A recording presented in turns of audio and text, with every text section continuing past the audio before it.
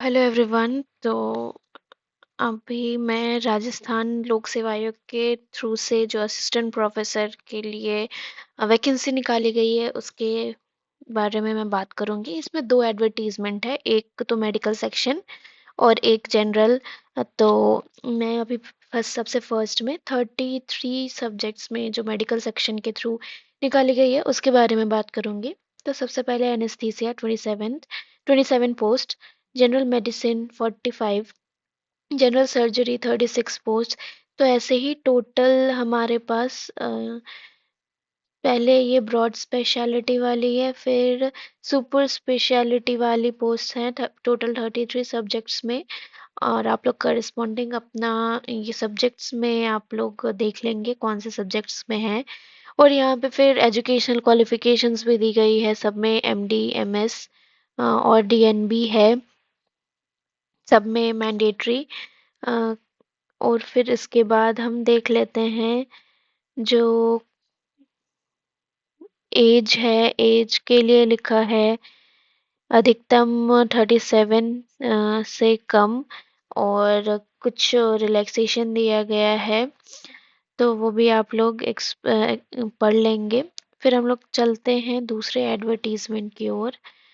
तो ये एडवर्टीजमेंट जो है वो असिस्टेंट प्रोफेसर के 30 सब्जेक्ट्स के लिए है, जो कि सब्जेक्ट्स हैं Hindi, English, Sanskrit, Urdu, Persian, botany, chemistry, maths, physics, zoology, ABST, EAFM, economics, statistics, business administration, geography, law, history, home science, sociology, philosophy, political science, public administration, psychology, garment production and export management, drawing and painting, textile dyeing and painting, music vocal, music instrumental and dance। तो इन सभी के लिए आपको जो चाहिए वो 55% of masters degree चाहिए। फिर इसके बाद ये क्वालिफिकेशंस फुलफिल होने के बाद भी आपको नेट चाहिए, जो कि यूजीसी या सीएसआईआर किसी से भी कंडक्टेड नेट आप क्वालिफाइड होने चाहिए। और और या तो आपको सिमिलर टेस्ट जो कि स्लेट और सेट होता है डिफरेंट स्टेट्स का, अम, या फिर आपको पीएचडी डिग्री चाहिए, जो कि आपको पीएचडी डिग्री अवॉर्डेड होनी चाहिए। फिर इसके बाद और भी कुछ क्राइटेरियाज हैं, जो कि है पीएचडी रेगुलर मोड में होनी चाहिए, इवेलुएटेड बाय जो थीसिस है वो 2 एक्सटर्नल एग्जामिनर्स के थ्रू इवेलुएटेड होनी चाहिए। फिर ओपन पीएचडी वाइवा वॉइस आपके लिए कंडक्ट किया गया होना चाहिए। फिर 2 रिसर्च पेपर्स होने चाहिए। फिर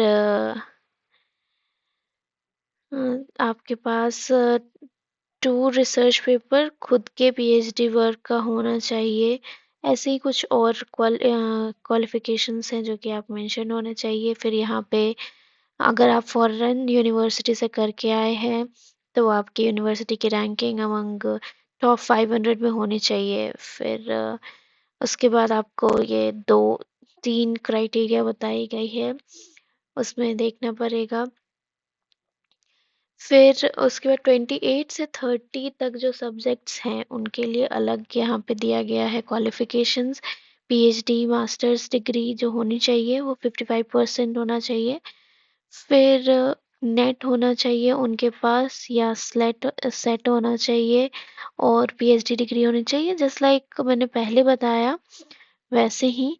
और बस अ, इतना ही है।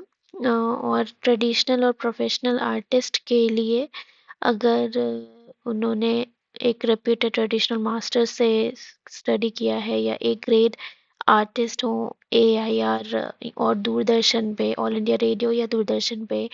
फिर ability to explain with logical reasoning the subject concern, and should have educate knowledge to teach theory, और working knowledge of Hindi written in Devanagari script, knowledge of Rajasthani culture होनी चाहिए।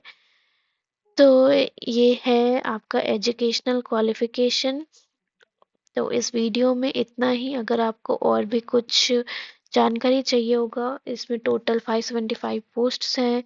अगर आपको इससे रिलेटेड कुछ और भी जानकारी चाहिए होगा तो आप नीचे कमेंट कर सकते हैं।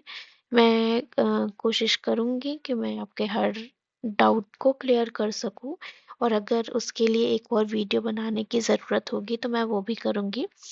सो आप इस वीडियो को जिनको ज़रूरत है उन तक पहुँचाएँ, और आप और भी ऐसी वैकेंसीज़ के लिए इस चैनल को सब्सक्राइब करें, वीडियो को लाइक करें। Thank you.